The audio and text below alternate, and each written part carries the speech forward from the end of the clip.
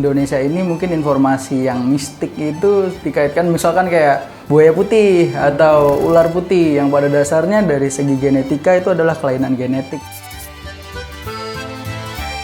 Mengetahui dulu nih kondisinya seperti apa nih hewan, udah tahu semua cara perawatan dan lain-lain, baru beli.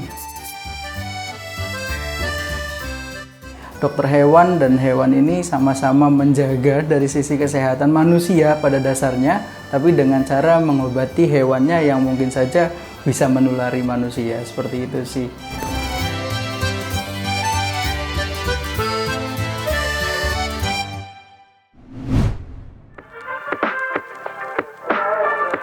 Perkenalkan, nama saya Muhammad Lutfi Akbar, biasa dipanggil Dokter Akbar.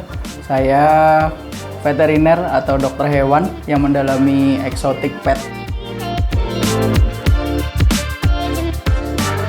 Sejak kapan mendalami hewan eksotik itu diawali dari saya kuliah ya, mungkin tahun 2014 untuk mendalamin profesi dokter hewan praktisi yang eksotik. Tapi untuk pertama kali suka sama eksotik memang dari udah lama banget, dari zaman SMP, SMA saya sudah pelihara untuk hewan eksotik, pada dasarnya seperti itu. Alasannya ya karena cinta sama eksotik dulu di awalnya nih. Karena yang saya tahu dari zaman kuliah, zaman dulu pelihara hewan eksotik, dokter hewannya ini masih sangat dikit banget nih yang mau nangani hewan eksotik. Jadi secara nggak langsung sudah saya mantapkan diri untuk menjadi dokter hewan eksotik. Sebenarnya eksotik tuh diambil dari kata artinya ya Mas, eksotik adalah yang berbeda, maksudnya yang tidak biasa dipelihara oleh manusia, sebenarnya kayak gitu. Sekarang semakin banyak hewan-hewan yang tadinya tidak dipelihara menjadi dipelihara, jadi itu sebutannya hewan eksotik. Paling banyak reptil, aves, burung-burungan, ayam hias itu juga saya tangani. Terus ikan juga sedikit banyak saya tangani juga. Memang yang untuk saat ini paling banyak dipelihara pada saat mulai pandemi itu kura-kura darat nih, yang lagi booming. Kura-kura darat ini banyak banget yang melihara.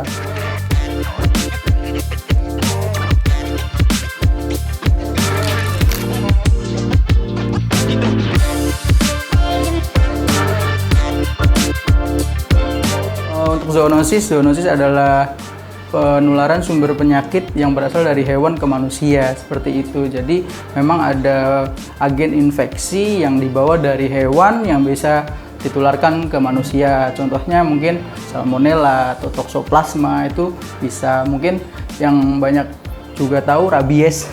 Nah, rabies juga ini selain dari anjing, di hewan eksotik sangat banyak sekali. Bisa dari musang, bisa dari otter, itu juga bisa. Yang hasil di Indonesia ini hasil tangkapan alam, belum jinak, udah langsung dipelihara. Nah, itu kemungkinan kena gigitan dan lain-lain itu bisa menulari penyakit juga, sebenarnya seperti itu.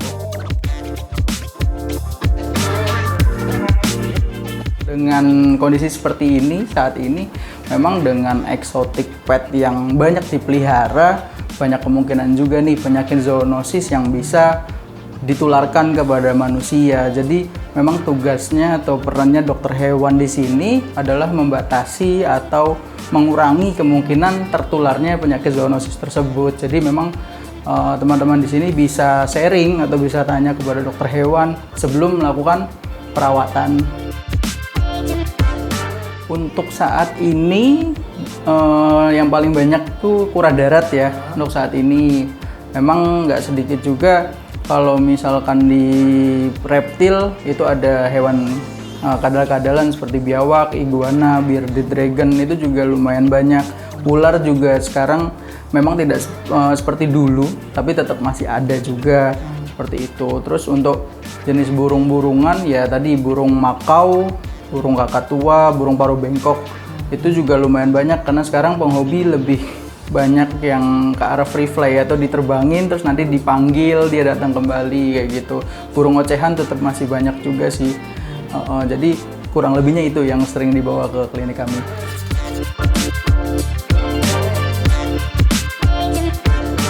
Ini jenisnya Diamondback terrapin ya. hampir sama dengan keluarga kura res atau kura Brazil seperti ini. Jadi kalau misalnya buka organ dalam, kita harus potong karapas bawah, ini karapas atau tempurung bawah, dibuka gitu, terus kita balikan lagi, terus kita tutup sama lem yang anti air. Ini sebenarnya kumpulan urates atau kumpulan, jadi pada dasarnya untuk kura sulcata dia menghasilkan urates. Urates ini adalah hasil dari filtrasi ginjal, dimana kalau reptil itu dia menghasilkan kalsium. Jadi kalsiumnya tidak tercerna semua, dia ada sisa-sisa kalsium yang terkumpul di kantong kencing. Nah, ini faktornya dari kesalahan perawatan. Jadi pada dasarnya untuk sulcata itu yang dibutuhkan adalah serat yang tinggi. Tapi kebanyakan untuk pemelihara sulcata pemberian pakannya sayur. Nah, di mana sayur itu tinggi kalsium, jadi seperti itu. Semakin banyak kalsium yang dimakan, hasilnya uratesnya lebih banyak. Ketika urates lebih banyak dan terkumpul menjadi satu, jadi batu. Nah, ini namanya batu dan keras.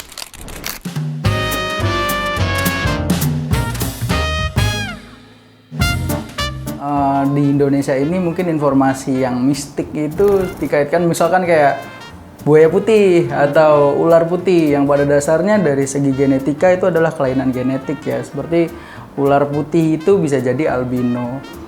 Dari informasi yang saya dapatkan juga pada tahun 80-an itu ada peneliti ular dari Amerika ke Indonesia, itu dia udah dapatin retik albino.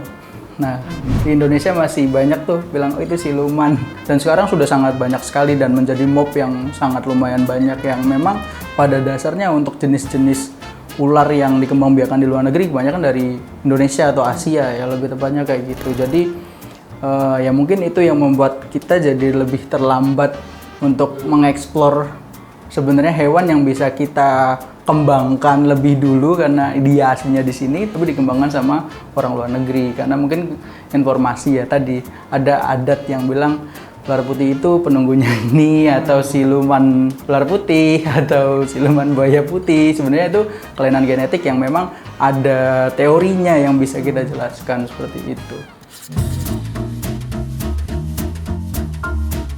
Tips yang paling utama adalah kita harus memiliki informasi hewan yang mau dipelihara lebih dahulu. Pertama misalkan kita mau pelihara kura darat nih. Nah, kura darat ini kita harus tahu dulu nih asalnya dari mana, terus dia tinggalnya di mana, menu makanannya seperti apa, behavior alaminya seperti apa, dia hidupnya aktifnya di pagi hari atau di malam hari, menu makanannya apa. Mengetahui dulu nih kondisinya seperti apa nih hewan, udah tahu semua cara perawatan dan lain-lain, baru beli.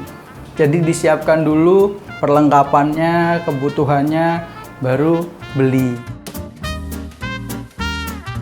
Hidup itu kita saling berkaitan antara hidup manusia dengan hewan. Secara tidak langsung kita hidup itu berdampingan dengan hewan. Kita menjaga hewan tetap sehat, tetap baik.